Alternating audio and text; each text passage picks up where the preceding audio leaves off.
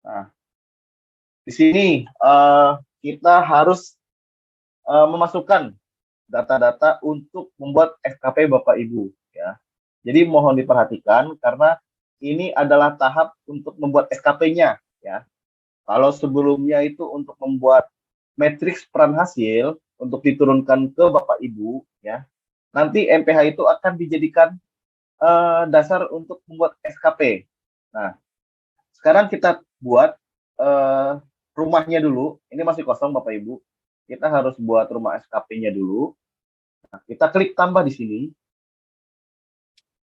Nah, nanti ada 6 tab di sini Bapak Ibu ya, yang harus diisi masing-masing oleh Bapak Ibu semua. Nah, tab pertama itu adalah periode SKP. Nah, periode SKP Bapak Ibu ini harus diperhatikan.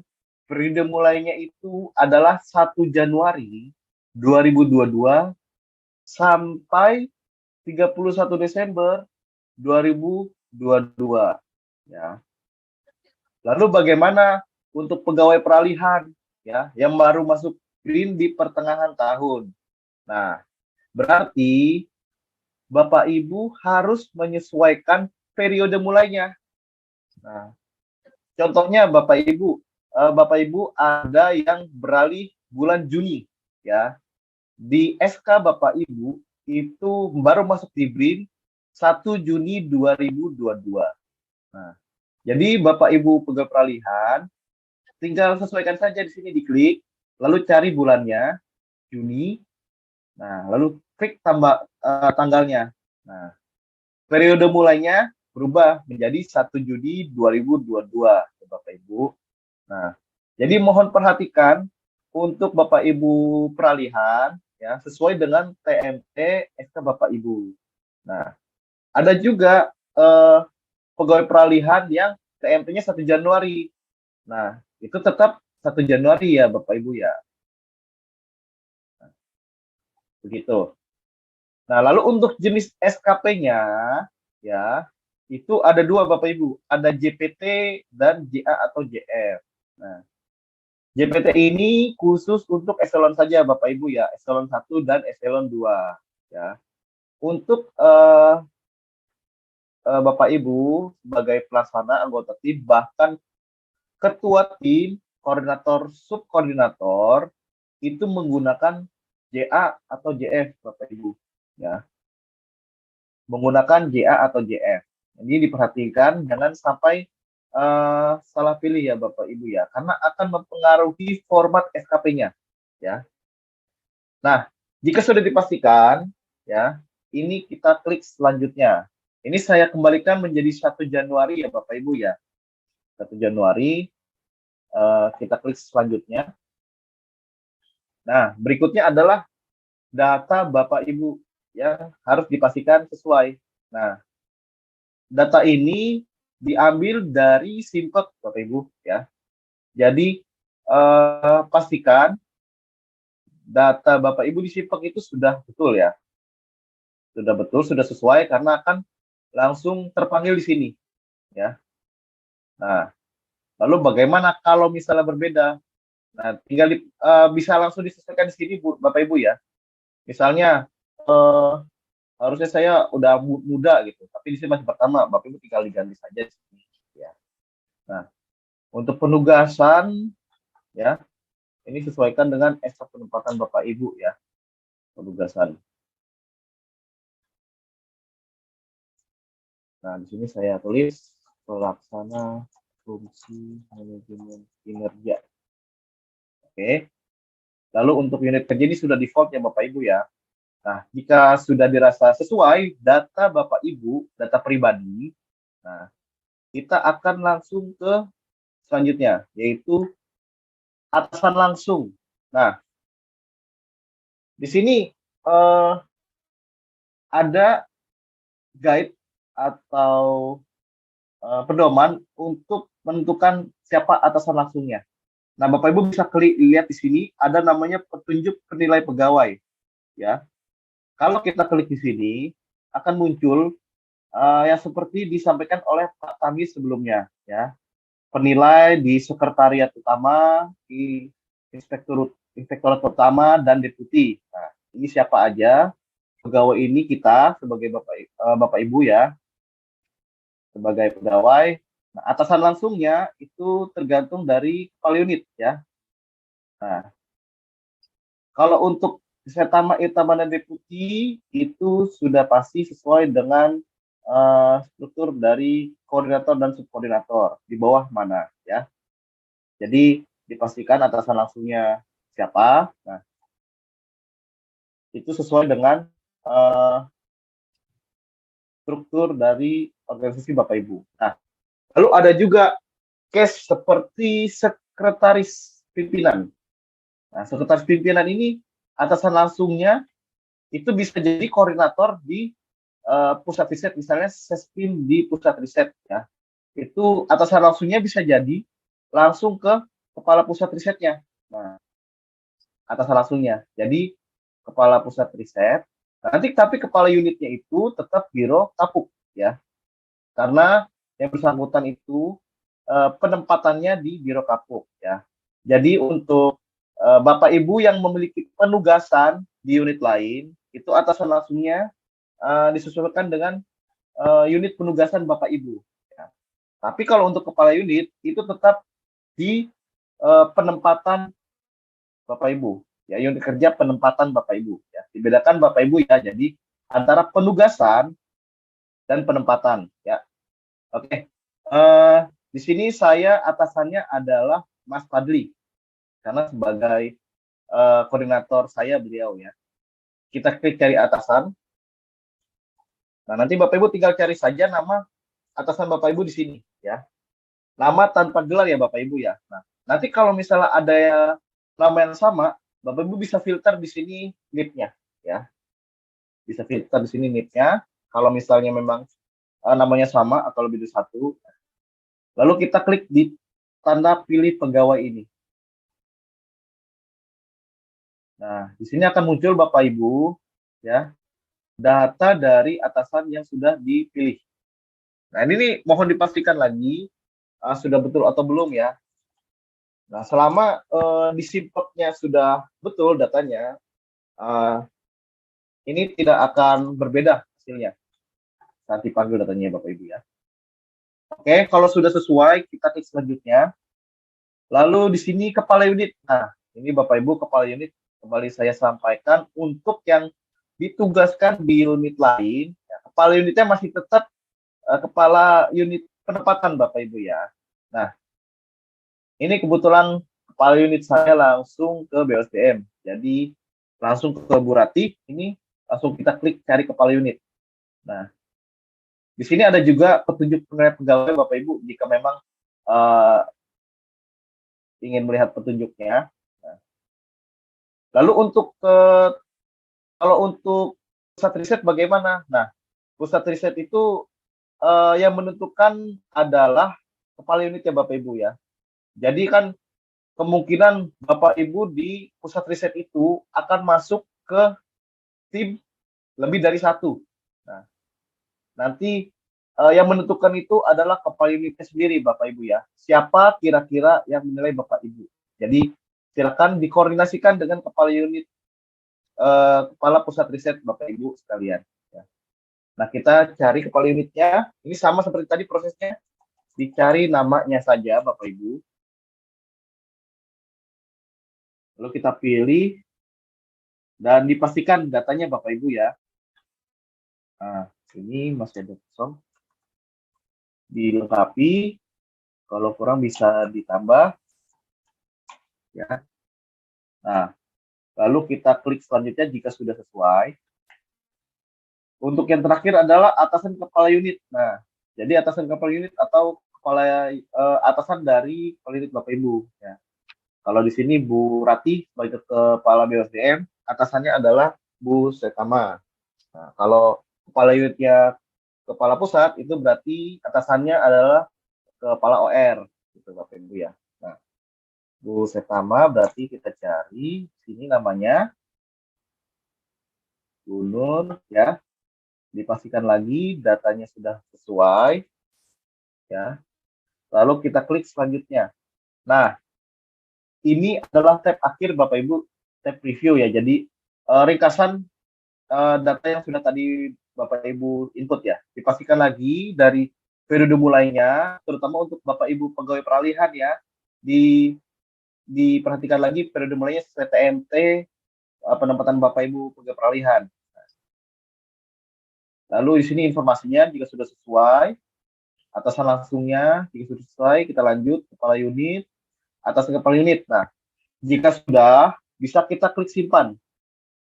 Nah, di sini ada lagi notifikasi buat SKP dengan format JA atau JF. Ini jadi pengingat Bapak Ibu semua ya. Jadi jangan sampai kebalik antara JPT atau JA atau JF ya. Kita klik ya buat SKP, maka nanti rumah SKP sudah jadi Bapak Ibu. Nah, tampilannya seperti ini. Nah, data yang ditampilkan adalah tahun, unit kerja, format SKP, periodenya nih Bapak Ibu, periodenya ya. Titik prosesnya ini sama seperti kemarin versi 1, titik prosesnya. Penyusunan dan statusnya sedang proses. Nah, lalu di sini ada dua tautan Bapak Ibu. Ada tanda mata tunggu dan ada tanda upload warna biru. Nah, fungsinya apa? Nah, di sini ada namanya upload SKP instansi lama. Nah, siapa yang mengisi ini? Yang mengisi ini adalah pegawai peralihan Bapak Ibu yang masuk di tengah tahun ya Bapak Ibu ya. Jadi tadi kalau case-nya Bapak Ibu masuk di bulan Juni, artinya dari Januari sampai Mei itu Bapak Ibu kan masih membuat SKP di instansi sebelumnya.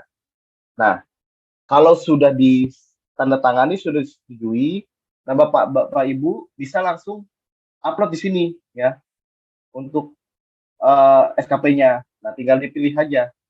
Tinggal dipilih di sini, nanti dimasukkan ya, contohnya ya. Nah, nanti kita klik simpan. Nah, di sini ada dokumennya yang sudah Bapak Ibu simpan ya. Jadi, untuk upload SKP instansi lama ini hanya khusus pegawai peralihan yang bergabung di BRIN pertengahan tahun ya Bapak Ibu ya. Nah, kalau yang 1 Januari bagaimana? Tidak perlu Bapak Ibu, tidak perlu di-upload karena kita lagi membuat SKP tahun 2022 ya.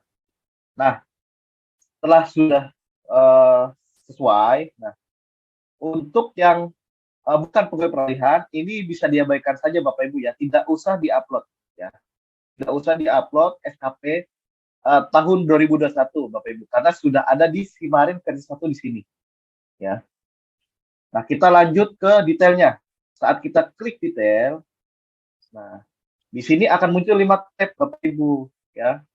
Ada tab matrix unit, MPH unit, ada tab matrix team, penugasan eksternal, open call dan SKP saya. Nah, di sini yang saya tadi sampaikan, walaupun Bapak Ibu tidak membuat matrix unit, Bapak Ibu bisa melihat ya, bisa melihat uh, indikator kinerja unit Bapak Ibu, ya, siapa yang ditunjuk dan apa tugas yang ditunjuk oleh kepala unit. Nah, di sini juga ada berarti ketua tim, berarti tugas sebagai ketua tim. Kalau ini tidak ketua tim, berarti ditugaskan secara personal.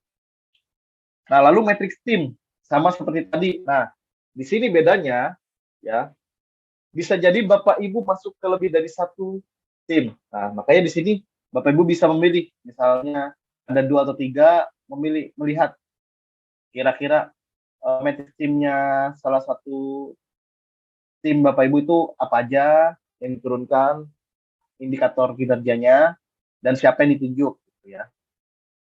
Nah, lalu di sini ada penugasan eksternal Bapak Ibu. Nah, penugasan eksternal ini apa? Jadi misalnya, contohnya BKPUK ya, BKPUK ingin mengambil saya menjadi salah satu timnya dia, itu nanti akan muncul di sini Bapak Ibu ya. Nah, ini akan lebih banyak dilakukan di pusat riset ya, karena kemungkinan nanti akan ada kolaborasi antar pusat riset ya Bapak Ibu ya. Jadi di sini akan ada tulisannya ya, MPH-nya, statusnya, RH-nya siapa ya. Nah, nanti eh, eksternal ini harus disetujui oleh dua pihak, yaitu atasan Bapak Ibu atau kepala unit Bapak Ibu dan pemilik atau yang mengambil Bapak Ibu ya. Misalnya kalau saya ditunjuk oleh BKPUK berarti harus disetujui dulu oleh Bu Rati sebagai kepala BSDM ya, baru bisa masuk sebagai penugasan eksternal. Nah, lalu di sini ada open call Bapak Ibu. Open call di sini itu untuk pekerjaan yang dilelang oleh kepala unit ya, kepala unit ataupun ketua tim ya. Nah, di sini nanti Bapak Ibu bisa melihat pekerjaan apa nanti akan bisa dilamar. Dan harus disetujui oleh dua pihak ya. Yang pertama yang menyetujui adalah yang membuat open call, yang membuat pekerjaan. Nah, kalau yang membuat open call setuju, nanti persetujuan terakhir ada di kepala unit Bapak Ibu. Jadi selama dua-duanya tidak disetujui, maka open call itu belum bisa diklaim sebagai penugasan Bapak Ibu. Nah, yang terakhir adalah SKP saya. Nah, di sini Bapak Ibu ya, SKP saya ini adalah core-nya kita membuat SKP. Nah, di sini terlihat ya Bapak Ibu ya, untuk formatnya ini sudah sesuai dengan template dari Menpan ya, dari Permenpan 6 ya. Nah, jadi data-data yang tadi Bapak Ibu input itu adalah untuk mengisi data-data di sini ya Bapak Ibu ya. Nah, di sini. Nah, periode nilainya juga sesuai dengan apa yang Bapak input di awal ya. Apa yang Bapak Ibu input di awal. Nah, lalu bagaimana membuat SKP-nya? Ini kan masih kosong Bapak Ibu ya. Ada SKP utama, ada tambahan. Nah, caranya itu sangat mudah sekali Bapak Ibu ya. Bapak Ibu hanya tinggal klik tombol merah ini, sinkronisasi data ini ya. Kita klik ya. Nah, nanti akan keluar notif ini terus kita klik ya. Nah, nanti SKP-nya akan muncul. Nah, asalnya dari mana Bapak Ibu SKP ini? Dari matriks yang dibuat baik oleh kepala unit ataupun ketua tim. Nah, sesederhana itu Bapak Ibu ya untuk membuat SKP-nya. Jadi hanya tinggal menunggu penugasan dari kepala unit ataupun ketua tim. Nah, akan tetapi di sini yang menjadi tugas Bapak Ibu adalah memasukkan indikator kinerja individunya, ya, IKI-nya. Nah, di sini masih kosong. Nah, kalau misalnya Bapak Ibu mau kirim, itu kan bisa klik ajukan SKP. Nah, kalau misalnya Bapak Ibu klik ajukan SKP saat kosong seperti ini, itu tidak akan terkirim Bapak Ibu, ya, tidak akan terkirim. Jadi Bapak Ibu itu akan muncul seperti ini, SKP tidak dapat diajukan. Pastikan semua RHK sudah mempunyai indikator, ya. Jadi pastikan semua RHK ini itu sudah diinput IKI-nya Bapak Ibu. Nah, caranya seperti apa? Diklik saja Bapak Ibu rencana hasil kerjanya. Misalnya ini ya, peraturan BIN tentang Profesor Riset BIN telah diterbitkan. Kita klik. Nah, nanti akan muncul seperti ini data-datanya. Bapak Ibu tinggal ke tab selanjutnya, indikator kinerja. Ya, di sini. Nah, lalu kita klik tambah.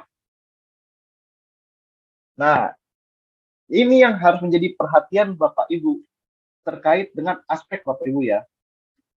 Untuk SDM IPTEK, aspek yang digunakan dan wajib itu adalah kuantitas. Ya. Hanya kuantitas saja. Nah, sedangkan untuk SDM manajemen IPTEK, aspek yang wajib dan terutama itu adalah kualitas. Ya. Kualitas. Nah, di sini kita masukkan indikator kinerjanya dari RHK yang sudah diturunkan tadi. Ya. Tadi kan tentang peraturan BRIN tentang Profesor Riset BRIN telah diterbitkan. Nah, indikator kinerja saya itu adalah membuat draft peraturan BRIN tentang Profesor Riset BRIN tersusun draft peraturan BRIN tentang Profesor Riset tersusun dengan baik, ya, tersusun dengan baik. Jadi draft yang mendukung untuk membuat peraturan BRIN, ya. Nah, untuk jenis targetnya itu bisa klik range atau non range, tapi karena ini adalah nilai pasti, kita pilih non range. Nah, targetnya 1, misalnya eh, 1 naskah, ya, 1 naskah. Karena ini kualitas, ya, sorry. Ini kita tulisnya persentase, ya Bapak Ibu, ya. Jadi untuk persentase, untuk kualitas itu menggunakan persentase Bapak Ibu, ya. Untuk kualitas itu menggunakan persentase. Targetnya ini 95%, ya, untuk indikator tersebut, ya. Nah, untuk kualitas mohon perhatian Bapak Ibu menggunakan target dan satuan persentase, ya Bapak Ibu, ya. Lalu kita klik tambah. Nah, di sini sudah muncul. Bapak Ibu kalau misalnya kita keluar dari tab ini akan muncul iki Bapak Ibu di sini. Nah, begitu juga seterusnya Bapak Ibu. Jadi dilakukan seperti ini. Lalu bagaimana kalau saya ternyata ada dua indikator? Bisa Bapak Ibu. Jadi kalau selama yang indikator utama sudah di input, yaitu kualitas untuk manajemen iptek, Bapak Ibu bisa masih menambahkan yang lain, ya. Nah, misalnya ini kan saya untuk yang ini itu laporan, ya, kualitas. Nah, ini bisa ditambah lagi, misalnya untuk penambah. Jadi mau nambah lagi kuantitas, bisa Bapak Ibu diklik tambah aja di sini, lalu pilih kuantitas. Nah, selama aspek utamanya sudah tercapai, Bapak Ibu bisa memilih aspek lainnya untuk tambahan indikatornya, ya. Contohnya, ya Bapak Ibu, ya. Ini terus targetnya adalah 10.000 data. Lalu kita klik tambah. Nah, sudah muncul lagi Bapak Ibu, ya. Nah, di sini juga bisa ditambahkan lagi sesuai dengan hasil diskusi Bapak Ibu, ya. Jadi untuk pembuatan ini kami sarankan untuk melakukan dialog kinerja Bapak Ibu, ya, dengan kepala unit ataupun ketua tim, ya. Nah, kita masukkan di sini 85%. Kita lengkapi Bapak Ibu, ya, supaya bisa dikirim. Nah, ini ada perbedaannya. Ini adalah indikator kinerjanya, jangan lupa Bapak Ibu untuk kalimatnya, ya, kalimatnya. Jadi bukan menyusun laporan, tapi laporan pemantauan dan evaluasi tersusun dengan baik, ya. Menyusun draft tersusun dengan baik. Nah, ini kualitas berarti persentase Bapak Ibu, ya. Lalu kita klik tambah. Nah, dari sini jika IKI-nya sudah lengkap nih Bapak Ibu, ya, itu artinya Bapak Ibu sudah selesai membuat SKP. Hanya tinggal klik kirim saja melalui icon pesawat kertas di sini, ya. Nah, mari kita klik ajukan SKP. Lalu kita klik ya ajukan. Nah, akan muncul berhasil mengajukan SKP, Bapak Ibu. Nah, di sini untuk pembuatan SKP itu berarti sudah selesai Bapak Ibu. Nah, di sini ada tab realisasi SKP untuk Bapak Ibu nanti realisasikan SKP-nya di akhir tahun nanti. Dan ada reward SKP. Ini untuk melihat reward SKP Bapak Ibu. Timeline dari SKP Bapak Ibu semua. Nah, penyusunan sekarang sudah di permohonan persetujuan sedang diproses. Nah, ini nanti yang menyetujui adalah Mas Fadli, ya. Di sini tugas Bapak Ibu hanya tinggal menunggu dan menyampaikan ke atasan Bapak Ibu bahwa Bapak Ibu sudah selesai membuat SKP dan tinggal disetujui oleh atasan Bapak Ibu semua, ya. Untuk selanjutnya itu nanti kami akan mengupload, ya, Bapak Ibu mengupload tutorial